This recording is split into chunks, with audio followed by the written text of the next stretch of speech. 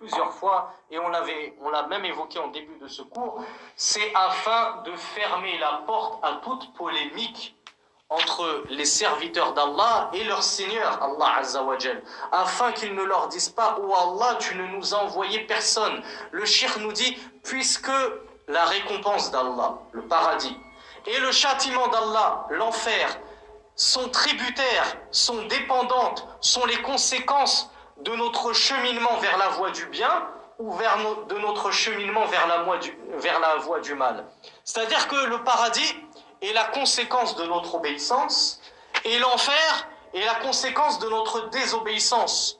Mais pour obéir et désobéir à Allah, encore faut-il que nous sachions en quoi lui obéir et en quoi lui désobéir.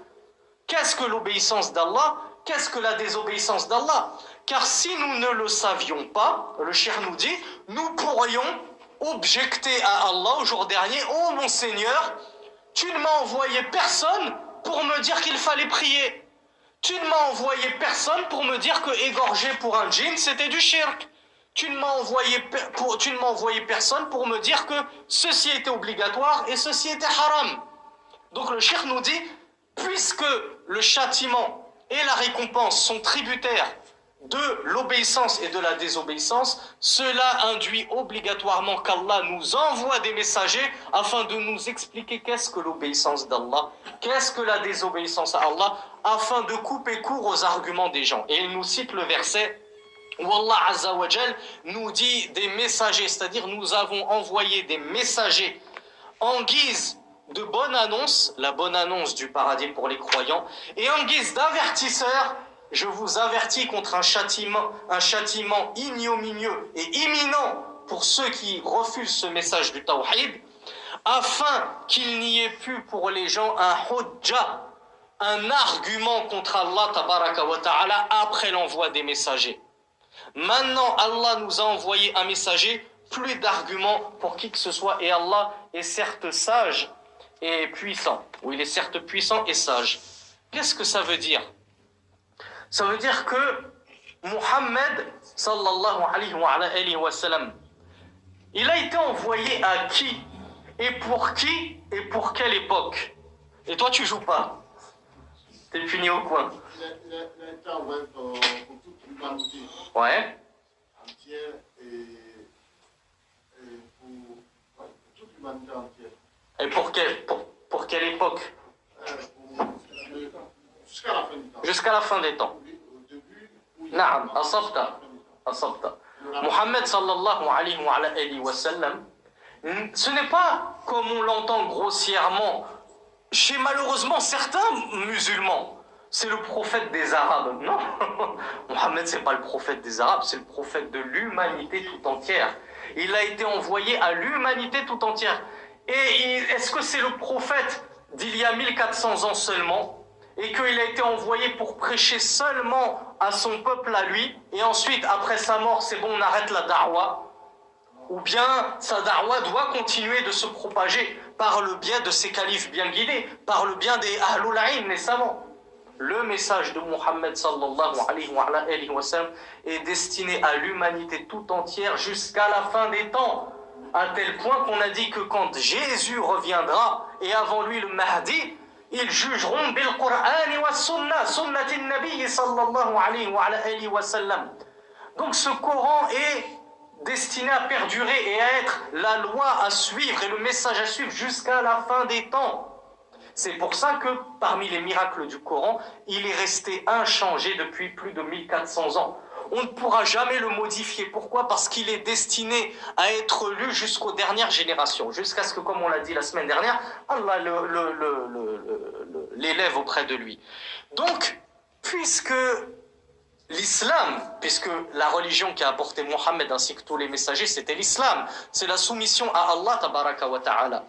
Et puisqu'il n'y a plus d'autres envoyés après Muhammad sallallahu alayhi wa sallam, ça veut dire une chose très importante, mes frères, que beaucoup de musulmans n'ont pas compris. Et surtout les pseudo-imams bisounours, que j'aime appeler les partisans du minhaj Polnareff, on ira tous au paradis. On est tous frères et sœurs. Tous les chrétiens, les juifs, on ira tous au paradis. Wala hawla wala quwwata illa billah. Ça prouve qu'ils n'ont rien compris à l'islam. Le message de l'islam, la religion qu'ils prétendent suivre, ils ne l'ont même pas compris, c'est pas ça l'islam. L'islam, c'est pas on ira tous au paradis. C'est « Qulu la ilaha illallah tuflihu ». Dites « La ilaha illallah », vous aurez le succès. Oui, vous aurez le paradis. Mais si vous refusez de dire « La ilaha illallah Muhammadun Rasulullah », vous n'irez jamais au paradis. Et ce n'est pas la peine de nous dire « Mais nous suivons notre messager ». Mais moi, je suis Moïse, moi, je suis la Torah. Pourquoi tu me dis que je ne vais pas aller au paradis? Moi, je suis Jésus, je suis la Bible. Selon certains imams complètement out et kaput masakin, hadahumullah, qu'Allah les réforme, ces gens-là iront quand même au paradis. On a posé la question à Timira, qu'Allah le guide, les juifs et les chrétiens, quelle est leur destination? Ouais, ils iront au paradis s'ils ont été gentils. Oui, vas-y. La hawla wa la quwwata. Le pauvre, il n'a même pas compris sa propre religion. Et après, il fait des fatwas à la radio. Bon, je ne veux pas m'étaler sur le cours. Ce qui est très important, mes frères, que vous compreniez, c'est que point de salut en dehors de l'islam. Allah n'accepte pas d'autres religions depuis l'envoi de Mohammed que la religion de Mohammed, qui est l'islam, wa sunnah, al-kitab wa sunnah. Le judaïsme, c'est terminé. Ça ne compte plus. Le christianisme, c'est terminé, ça ne compte plus. La Torah, la Bible, on croit en la Torah originelle, on croit en la Bible originelle, mais votre Torah et votre Bible actuelle, ce n'est plus la peine de la lire. Ce n'est plus la peine de la lire. Pourquoi? Parce que le seul livre agréé auprès d'Allah maintenant, c'est Al-Qur'an. Moussa, alayhi salatu wassalam. Isa, alayhi salatu wassalam.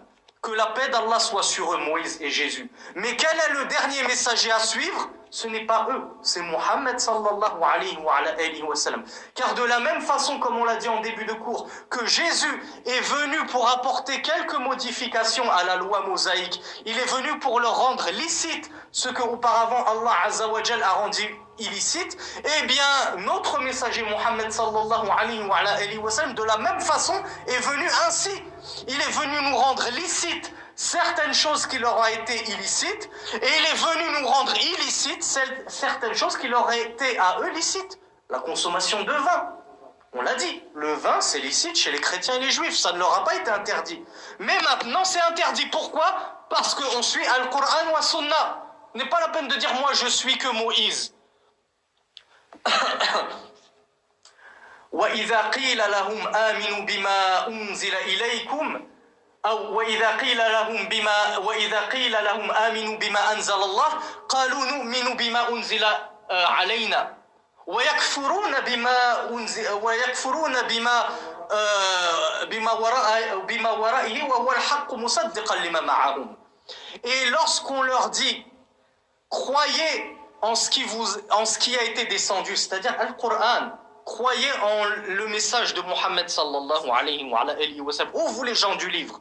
Lorsqu'on vous dit croyez en Mohammed, croyez en l'islam, croyez en Coran, et là ce que je vous cite c'est un verset du Coran, hein. Ils disent nous croyons en ce qui a été descendu sur nous. Et ils mécroient et ils rejettent en ce qui est venu après ce qu'on a fait descendre sur eux. Ils rejettent ce qui est descendu après, Al-Qur'an. Alors que ce Coran est la vérité qui est venue confirmer leurs écritures. Mais ils y mécroient. Donc quelle est leur destination finale? Certainement pas le paradis. Un musulman qui croit comme ça, miskin, il faut qu'il soit la Bouddha an yu'allam. Il faut qu'on l'éduque, il faut qu'on lui rapprenne les bases de sa religion. C'est les bases du tawhid, c'est les bases de l'unicité d'Allah, c'est les bases de al-iman, al-aqida, c'est les bases de notre croyance. Nul n'entrera au paradis en 2020 si ce n'est un musulman. On ne peut plus de nos jours, on n'a plus le droit de nos jours d'être juif, d'être chrétien, d'être de la religion d'Abraham, sans ajouter foi au message de l'islam. Et d'ailleurs, si vous êtes vraiment juif, si vous êtes vraiment chrétien, si vous prétendez vraiment suivre votre prophète, eh bien suivez le dernier des prophètes, Mohammed sallallahu alayhi wa sallam. Pourquoi? Parce que comme on l'a vu à plusieurs reprises, si vos deux prophètes, Jésus et Mohammed, étaient toujours vivants, ils n'auraient pas eu d'autre choix que de suivre Mohammed sallallahu alayhi wa sallam et de faire partie des musulmans. Et quand Jésus reviendra, il brisera la croix. Il il égorgera le porc pour dire le porc on ne le mange pas, on ne le consomme pas, c'est interdit. Il suivra l'islam. Il apportera al-kitab wa sunnah, le tawhid, la religion d'Allah Azza wa Jal, et il suivra la sunna du messager d'Allah sallallahu alayhi wa sallam. Donc c'est fondamental, mes frères, que vous compreniez ceci. Point de salut en dehors de l'islam. Ne vous faites pas embobiner par ces imams imposteurs qui vous disent oui, les gentils chrétiens, les gentils juifs iront au paradis. L'abbé Pierre, on l'a déjà dit ça, dès les premiers cours. L'abbé Pierre, quand bien même il aurait fait entre guillemets du bien toute sa vie, point de salut sur lui s'il est mort sur autre que l'islam. Et en apparence, il est mort sur autre que l'islam. Tu veux te marier avec une kitabiyya, tu veux te marier avec une juive ou une chrétienne, eh bien sache que sa destination finale, si elle meurt là-dessus, c'est l'enfer. Ne t'imagine pas que Allah va vous réunir tous les deux au paradis. Donc que ce soit bien clair dans vos têtes. La salamata fi ghayri l'islam. Il n'y a point de secours, il n'y a point de sauvetage du feu en dehors de l'islam. أقول قولي هذا وأستغفر الله لي ولكم سبحانك اللهم وبحمدك أشهد أن لا إله إلا أنت أستغفرك وأتوب إليك